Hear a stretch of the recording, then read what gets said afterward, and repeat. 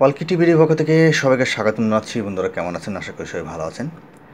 2025 সালে এসএসসি পরীক্ষায় যারা পাশ করেছেন তাদেরকে ডাচ বাংলা ব্যাংক শিক্ষাবৃত্তি প্রদান করবে। তো এখানে শিক্ষাবৃত্তির যে কন্ডিশন সেটা আমি পরে আলাপ করব। আগে কী কী ধরনের সুযোগ সুবিধা পাবেন আমি সেটাই বলে দিচ্ছি।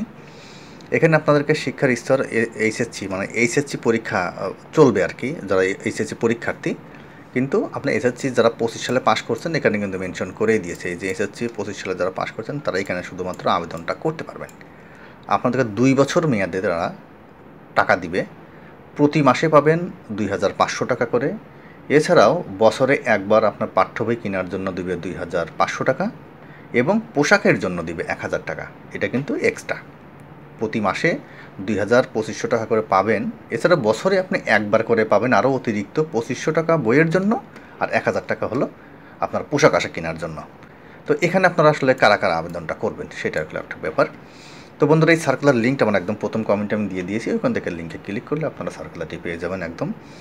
তো এখানে দেখেন আপনার শিক্ষার স্তর এসএসসি পাস অথবা সমমান, মানে আপনার মাদ্রাসা, কারিগরি, ভোকেশনাল, যেখান থেকে হোক না কেন আপনাকে এখানে আবেদন করতে পারবেন। Science, arts, commerce, doesn't matter.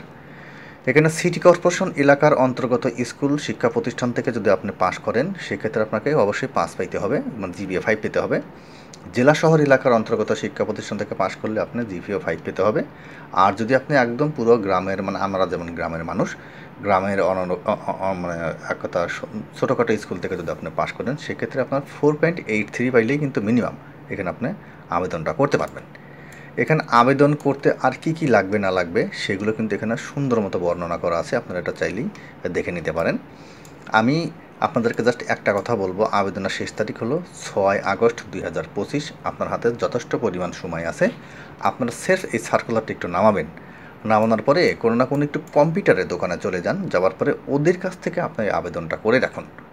Believe it or not, Dutch Bangla bank এই কাজটা প্রতি বছর খুব ভালো মতো করে থাকে এবং এটা সবাই খুব ভালো জানি আমরা। এই সুযোগটা আপনারা কেউ হাতছাড়া করবেন না। আপনি যদি মেধাবী হয়ে থাকেন আপনার পাশে ডাচ বাংলা ব্যাংক আছে। বন্ধুরা, আপাতত এতটুকুই থাকলো। এরপরে কোনো কিছু জানার থাকলে আমাকে একটু কমেন্ট করতে পারেন, আমি চেষ্টা করবো অবশ্যই অ্যান্সার দেওয়ার জন্য। সবাই ভালো থাকবেন, সবাইকে অসংখ্য ধন্যবাদ।